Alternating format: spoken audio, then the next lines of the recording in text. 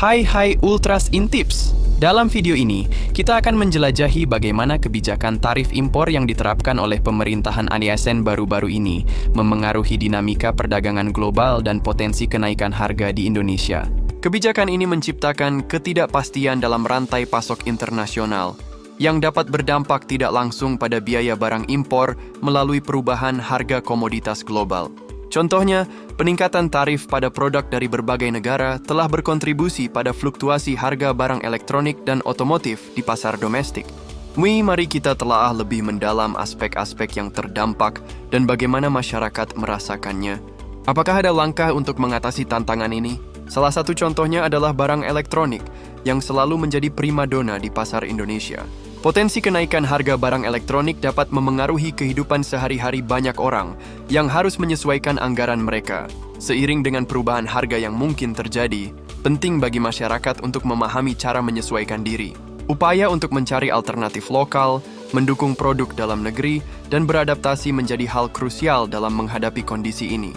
Kita harus pintar dalam merencanakan keuangan dan tetap berusaha mendapatkan barang berkualitas tanpa mengorbankan kebutuhan dasar. Tarif yang diterapkan oleh pemerintahan AS terhadap impor dari berbagai negara, meskipun bertujuan untuk melindungi industri domestik, telah menimbulkan efek riak di berbagai negara, termasuk Indonesia. Sebagai contoh, tarif yang lebih tinggi pada barang dari Tiongkok dapat menyebabkan peningkatan harga bahan baku yang diimpor ke Indonesia, meskipun dampak langsungnya bergantung pada dinamika rantai pasok global. Hal ini menimbulkan kekhawatiran di kalangan pengusaha lokal yang mungkin menghadapi kenaikan biaya produksi, terutama di sektor manufaktur seperti tekstil dan alas kaki, sehingga berpotensi memengaruhi harga jual di pasar domestik. Dengan demikian, kebijakan ini tidak hanya memengaruhi perdagangan global, tetapi juga dapat merembet ke perekonomian lokal melalui fluktuasi biaya dan permintaan ekspor. Dampaknya juga terasa di sektor konsumsi, di mana potensi kenaikan harga barang kebutuhan sehari-hari bisa membebani anggaran rumah tangga, mendorong konsumen untuk lebih selektif dalam pengeluaran. Kekhawatiran ini meluas tidak hanya di kalangan pengusaha, tetapi juga masyarakat secara umum. Menanggapi hal ini, pemerintah Indonesia telah melakukan negosiasi perdagangan intensif dengan AES, yang menghasilkan pengurangan tarif dari 32% menjadi 19% untuk ekspor Indonesia ke AES, sekaligus menghapus sebagian besar hambatan tarif pada produk AES yang masuk ke Indonesia. Kebijakan ini bertujuan untuk menjaga akses pasar, mendiversifikasi ekspor ke wilayah lain seperti Eropa atau Timur Tengah, dan mendorong adaptasi industri domestik untuk mengurangi ketergantungan pada impor tertentu, dengan harapan memperkuat ketahanan ekonomi nasional.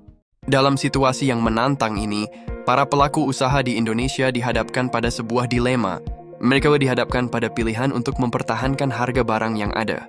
Namun di sisi lain ada risiko kehilangan pelanggan yang berarti, atau mereka bisa menaikkan harga dan berpotensi kehilangan pangsa pasar.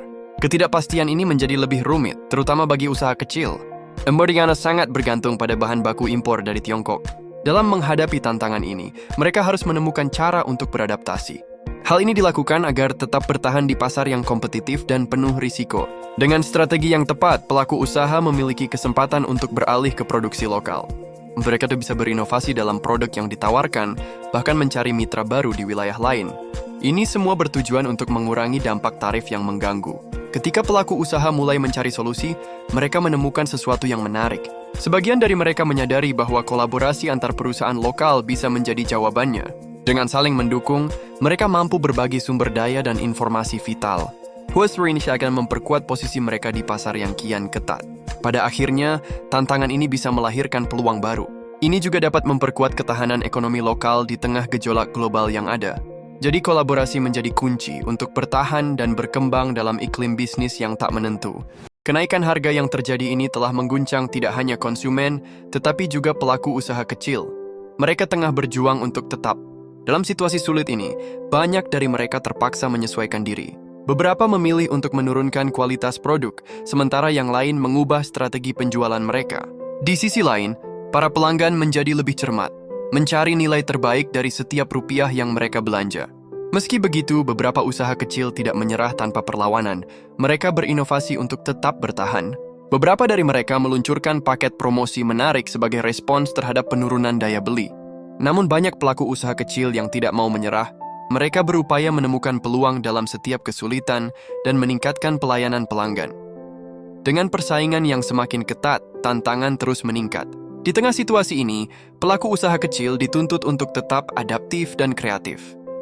Dengan memanfaatkan kekuatan media sosial dan teknologi digital, mereka bisa menjangkau lebih banyak konsumen. Hanya dengan langkah ini, mereka dapat bertahan dan berkembang meski dinamisnya pasar terus berubah.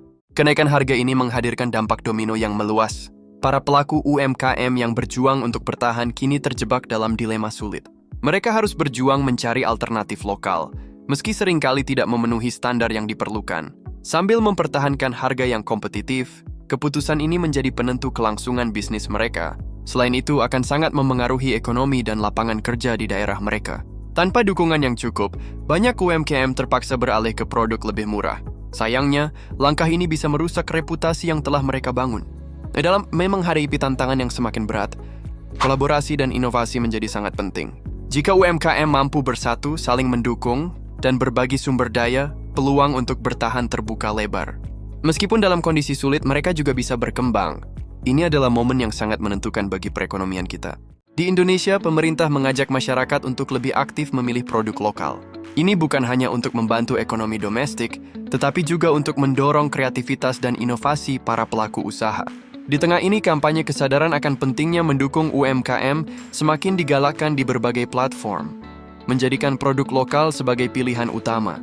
Melalui langkah-langkah ini, diharapkan permintaan terhadap produk dalam negeri meningkat, serta menciptakan lebih banyak lapangan kerja. Produsen pun berusaha menyesuaikan diri dengan kondisi pasar yang selalu berubah. Mereka berupaya menawarkan produk berkualitas tinggi dengan harga yang bersaing. Dengan kolaborasi antara pemerintah, masyarakat, dan produsen, Indonesia berpeluang memperkuat ketahanan ekonominya. Hal ini juga mengurangi ketergantungan pada produk luar negeri. Semua pihak perlu berkomitmen untuk menciptakan ekosistem yang mendukung keberlanjutan dan pertumbuhan ekonomi yang inklusif. Sesemusin demi masa depan yang lebih cerah. Jangan lupa tinggalkan komen dan share video ini.